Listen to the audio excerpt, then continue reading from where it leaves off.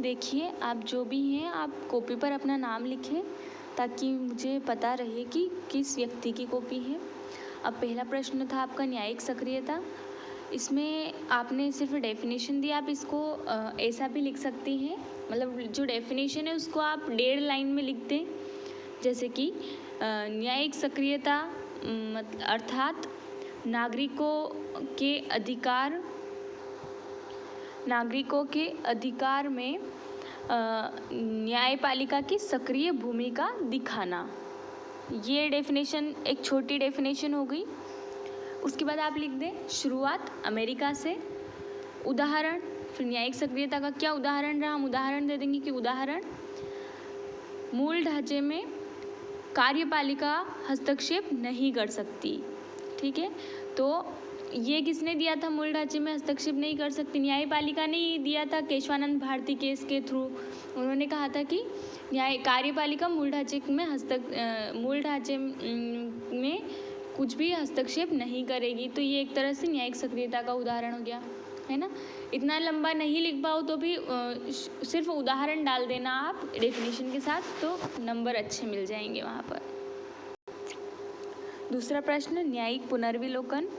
इसमें देखिए, इसमें भी आप ऐसा करें कि जो डेफिनेशन है वो 1.5 लाइन या 2 लाइन के अंदर अंदर आप लिख लें कि, और उसके बाद उदाहरण आप यहाँ पर डाल दें। जैसे कि कहाँ कहाँ पर सरकार ने न्यायिक पुनरावलोकन किया है। तो उदाहरण में आप लिख सकती है कि राष्ट्रीय न्यायिक नियुक्ति आयोग जो 99 संविधान संशोधन के तहत आया था, उसको जो है सुप्रीम कोर्ट ने खारिज कर दिया उसको, है ना।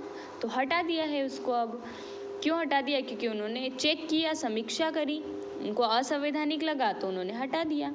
तो उदाहरण डाल दे कि उदाहरण के लिए न्यायिक नियुक्ति आयोग, है ना, ऐसा उदाहरण डाल दें आंसर में। जो तीसरा प्रश्न है लोक अदालत, इसमें भी डेफिनेशन आपने लिख दी, बहुत बढ़िया। एक फैक्ट डाल दे, उदाहरण डाल दे कि कहाँ पर पहली लोक अदालत स्थापित हुई थी, ऐसा। तो लिख दे कि पहली लोक अदालत गुजरात में स्थापित हुई थी।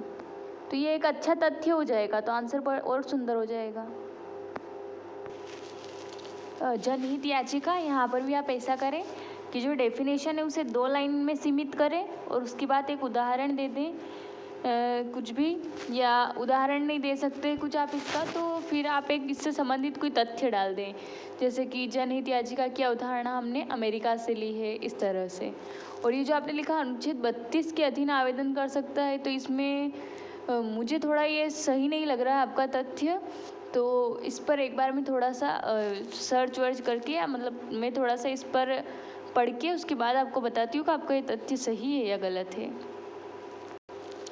ठीक है, आपने जो 5वां प्रश्न लिखा ये तो बढ़िया लिखा, अच्छा लिखा, पर इसमें आप आर्टिकल भी डाल देंगे तो बहुत अच्छा रहेगा। अनुच्छेद 132, 133 के तहत, इस तरह से।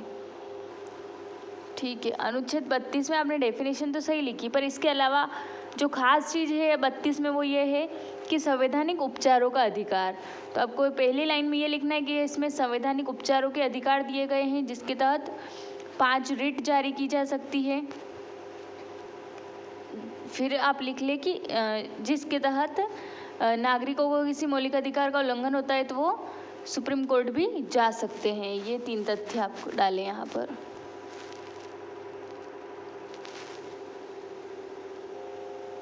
और मूल क्षेत्राधिकार में आपने थोड़ा सा इस तरह नहीं लिखना। मूल क्षेत्राधिकार मतलब कि जब राज्य और राज्य में 2 राज्यों के बीच में कोई मतभेद हो जाए, केंद्र और राज्य के बीच में मतभेद हो जाए, तो ऐसी स्थिति के मामले मूल क्षेत्राधिकार के अंतर्गत आते हैं। एवं इसका वर्णन अनुच्छेद 131 में किया गया है। ये उत्तर लिखें आप। अब यहाँ पर भी ये मूल क्षेत्राधिकार लिखा है, इसके अंदर आपको ये कंटेंट नहीं डालना था। आपको यहाँ लिखना मूल क्षेत्राधिकार में कि जब ऐसे मामले, मूल क्षेत्राधिकार के अंदर आप लिखे ऐसे मामले जिसमें राज्य के बीच मतभेद हो जाए, केंद्र व राज्य के बीच मतभेद हो जाए, तो इस तरह के मामले मूल क्षेत्राधिकार के अंतर्गत आते हैं ये। फिर अपीलीय क्षेत्राधिकार, तो इसमें आप लिखे कि देश का सबसे बड़ा, क्या लिखा आपने, हाँ, यहाँ ठीक है कि अपील जो भी अधीनस्थ न्यायालय के जो निर्णय हैं उनसे यदि कोई व्यक्ति सहमत ना हो तो वो अपील कर सकता है। अपीलीय क्षेत्राधिकार उच्चतम न्यायालय और उच्च न्यायालय दोनों के पास में है। बस 2 ही लिखे आपने यहाँ पर, मूल और अपीलीय क्षेत्राधिकार।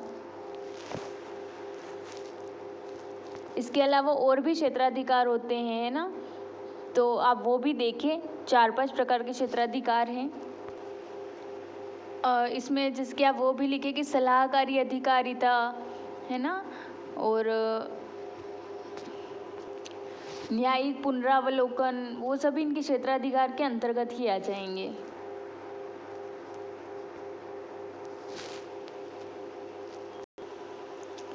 ठीक है, ये वाला आंसर अच्छा लिखा, न्यायिक सक्रियता वाला, ये बढ़िया लिखा आंसर आपने। और ये वाला भी उत्तर ठीक है, बढ़िया है।